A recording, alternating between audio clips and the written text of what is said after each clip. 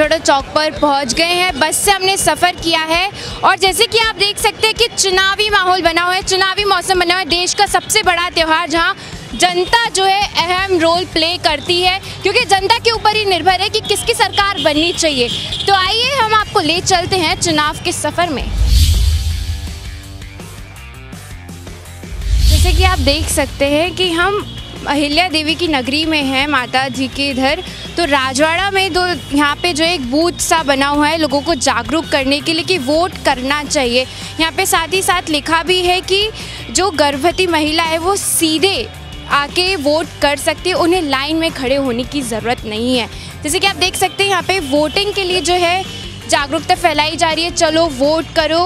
और यहाँ पे देख सकते हैं लिखा हुआ है दिव्यांग, अतिवृद्धजन, गर्भवती महिलाएं सीधे बिना लाइन के मतदान कर सकती हैं। मतलब ये है कि कोई भी इंसान हो उनके लिए सारी सुविधाएं बनाई गई हैं, क्योंकि वोट जो है एक बहुत बड़ा काम होता है। उस दिन आप कितने भी बिजी रहे लेकिन आपको समय निकालना होगा इस कीमती वक्त के लिए, क्योंकि ये आपके ऊपर ही है, क्योंकि आने वाली सरकार को 5 साल तक आप पे ही जो है डिपेंड करता है कि किसको देखना चाहेंगे। अब देख सकते हैं कि चुनावी माहौल बना हुआ है। आइए जानते हैं कि जनता की क्या राय है कि किसकी सरकार बनेगी। सर, आपका नाम क्या है? सुरेश पिंगले। सुरेश जी, आपको क्या लगता है कि इस बार किसकी सरकार बनेगी? नरेंद्र मोदी की सरकार बनेगी 100%। तो आप जो है नरेंद्र मोदी की सरकार लाना चाहते, तो क्या कारण है कि किस लिए आप देखना चाहते हैं मोदी सरकार? बहुत गरीबों के लिए काम करा है, देश के लिए काम करा है, अपना समाज के लिए काम करा है, और नरेंद्र मोदी की सरकार बनना चाहिए, कोई विकल्प नहीं है। तो जिस तरह से राहुल गांधी जो है उनके ऊपर एक इल्ज़ाम लगा, एक तरीके से नारा लगाया जा रहा है कि चौकीदार चोर है, उसको लेकर के आपकी क्या राय है? चौकीदार चोर नहीं, चौकीदार चौकन्ना है। राहुल गांधी कुछ भी नहीं, कोई कहीं भी नहीं है, उन सब एक घोंसला है। और नरेंद्र मोदी सरकार 100% बन रही है। ये आपको चुनाव के परिणाम के मालूम पड़ जाएगा। जैसे कि सर आपने बोला है कि जनता के ऊपर निर्भर करता है और इसका जो रिजल्ट है वो हमें 23 मई को ही देखने को मिलेगा। तो आइए जानते हैं अगले हमारे कैंडिडेट की क्या राय है। तो सर, आपकी क्या राय है कि इस बार किसकी सरकार बनेगी?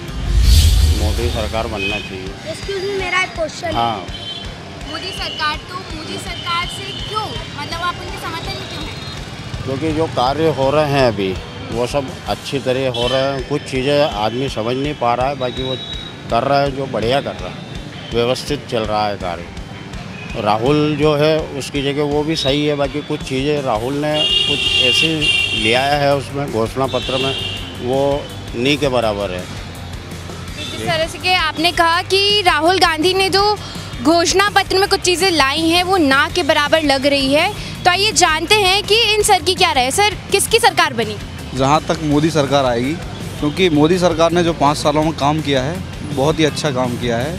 और मुझे एक पर्सनली राय है मेरी कि जो उन्होंने अकाउंट वगैरह ओपन किए हैं, एक बैंकों तक हर एक गरीब को पहुँचाया है, जो कि कांग्रेस सरकार ने या पिछली जो सरकार रही हैं किसी ने ऐसा नहीं किया था। अभी जो राजीव गांधी जी का कहना था कि अगर 1 रुपये वहाँ से अगर भेजते हैं सरकार से तो केवल 85 पैसे, केवल 15 पैसे जो आदमी तक पहुंचना थे वो 15 पैसे पहुंचते हैं, 85 पैसे बीच में ही अटक जाते थे। लेकिन अभी ऐसा हुआ है कि हर किसी का बैंक में अकाउंट है, बच्चे हो, बूढ़े हो या जवान हो, हर किसी का अकाउंट है, और उनका जो पैसा है वो डायरेक्टली उनके अकाउंट में जाता है और सेफली रहता है। तो एक बहुत अच्छी चीज़ की है। और इंदौर नगर निगम ने बहुत अच्छा काम किया है और सभी जगह है बिल्कुल साफ़ सफाई वगैरह, ये साफ़ सफाई बहुत ज़रूरी है और ये साफ़ सफाई होती है तो हाइजेनिक रहता है पूरा शहर और सारी गंदगी साफ़ रहती है। इसलिए मैं मोदी सरकार को बिल्कुल धन्यवाद देता हूँ और मैं भी अपना मत मोदी सरकार को ही दूँगा।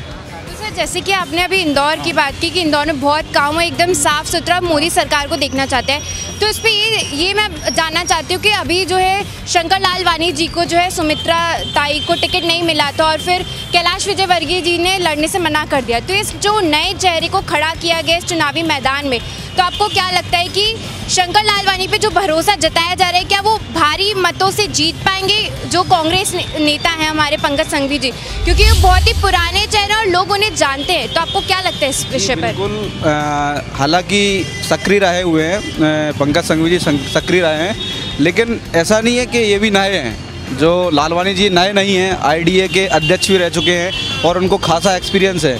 ऐसा नहीं कि नया चेहरा है, वो आप लोगों को लग रहा है या मतलब जो जानते नहीं हैं उनको लग रहा है, लेकिन नया चेहरा नहीं है। बहुत दिनों से सक्रिय रहे हैं, हर चीज़ों में सक्रिय रहे हैं, तो उनका ज़रूर होगा। सक्रिय रहे हैं वो अभी भी, और ना ऐसा नहीं है आईडीए के रहे हैं अध्यक्ष पहले, तो सक्रिय रहे हैं, बिल्कुल होगा। मतलब जो आपको लगता है कि जो ताई का भरोसा शिवराज सिंह से, वो बहुत ही शिवराज सिंह चौहान जी से वो करीबी रहे हैं, तो वो जो है भारी मतों से वो जीत सकते हैं। अब हम जो आ गए हैं राजवाड़ा के नाश्ता कॉर्नर पे, और यहाँ पे बहुत से लोग जो इंदौरी लोग जो ऐसे समोसे कचौरी का मज़ा ले रहे हैं, आनंद ले रहे हैं। आइए जानते हैं चुनावी माहौल का कैसे आनंद लिया जा रहा है, क्या है राय आखिर जनता की, आइए जानते हैं। सर, आपको क्या लगता है इस बार किसकी सरकार बनेगी?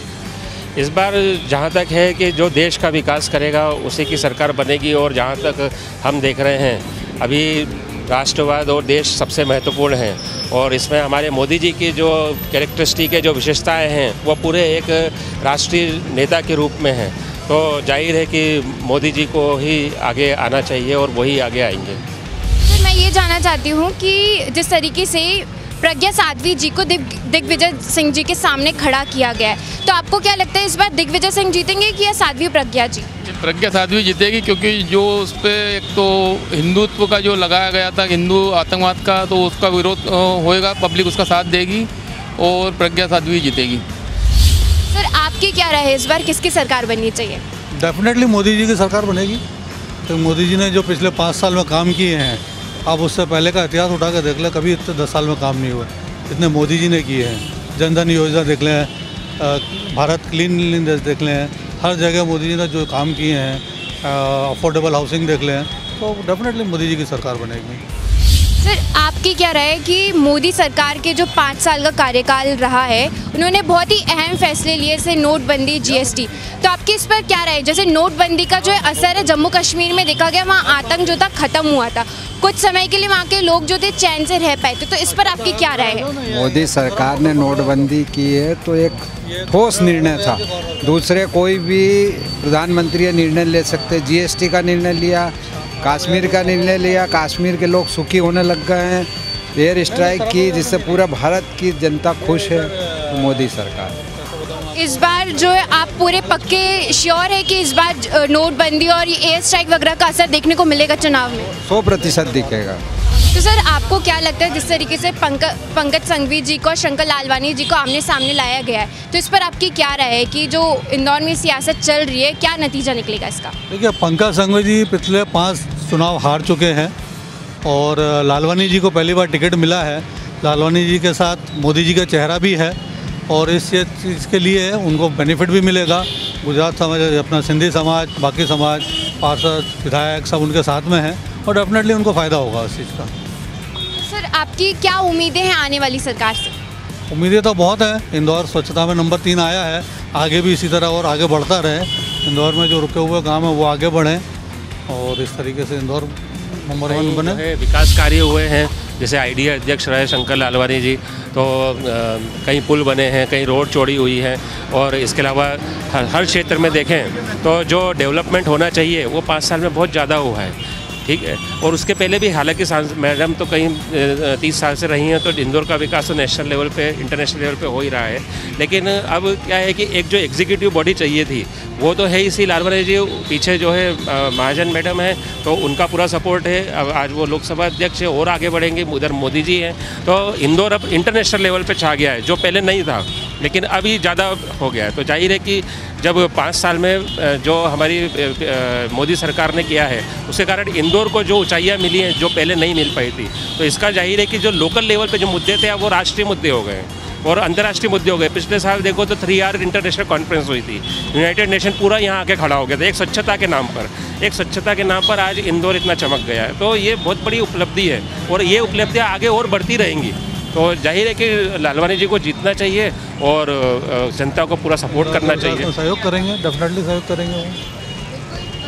सर, इस पर जो है, जो जैसे कि सर ने कहा कि लालवानी जी जीत सकते, और इंदौर में जो छोटे छोटे मुद्दे थे वो अंतर्राष्ट्रीय स्तर पर गए और कई पूरे देशवासियों को जो एक उत्साहित कहेंगे नहीं, जैसे इंदौर सफाई में आगे है वैसे उनके भी शहर को भी आना चाहिए, तो इस पर आपकी क्या राय है? इंदौर पिछले 3 साल से लगातार नंबर 1 रहा है सफाई में, और दूसरे शहरों ने भी इससे प्रेरणा ली है। कई लोग वहाँ के प्रतिनिधि आके देख के गए हैं और बाहर के विदेशों के लोग भी आके देख के गए हैं, तो हमें इसमें एक गर्व का अनुभव होता है। अब इंदौर में शंकर लाल ललवानी से एक ही उम्मीद है कि इंदौर का ट्रैफिक सुधार दें और थोड़ा गुंडागर्दी कम हो जाए। जैसे ही सभी को उम्मीदें हैं कि जिस तरीके से सफाई में अभियान में आगे आया है इंदौर, तो आने वाली सरकार से उम्मीदें भी हैं कि ट्रैफिक में भी नंबर 1 बन सके। आइए जानते हैं सर की क्या राय है।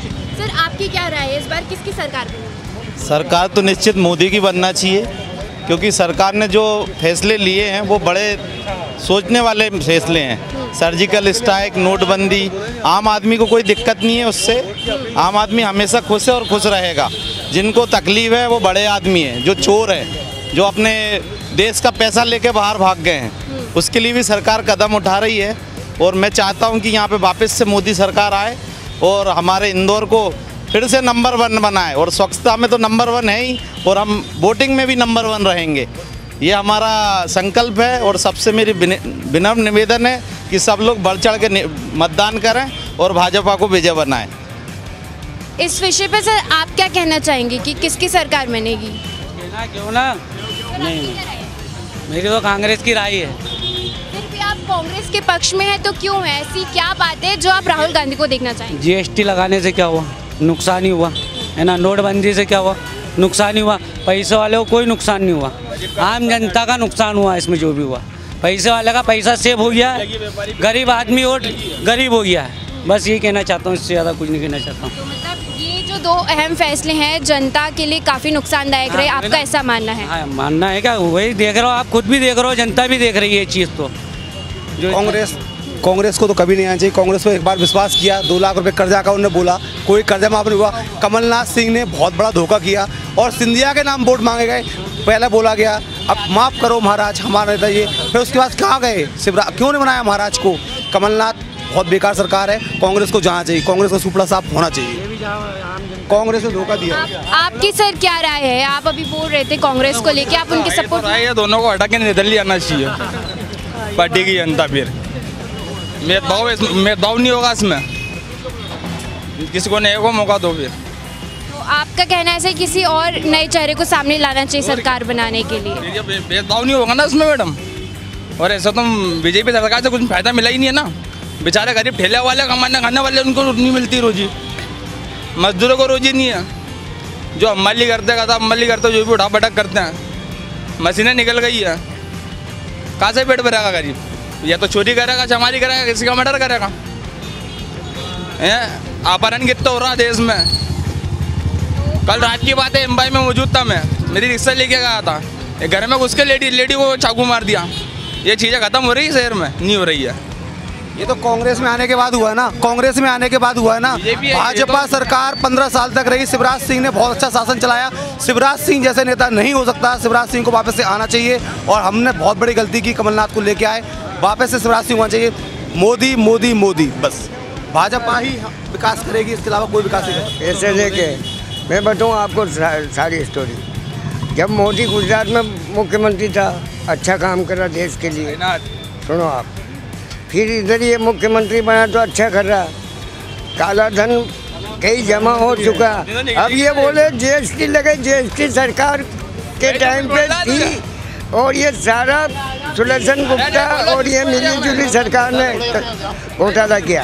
अब जो ये बोल रहे गुंडागिरी, मैं बताऊँ आपको, एक तो पुलिस यहाँ की सख्त नहीं रहती है, जेब में 100 रुपये डाले और पुलिस निकल दी।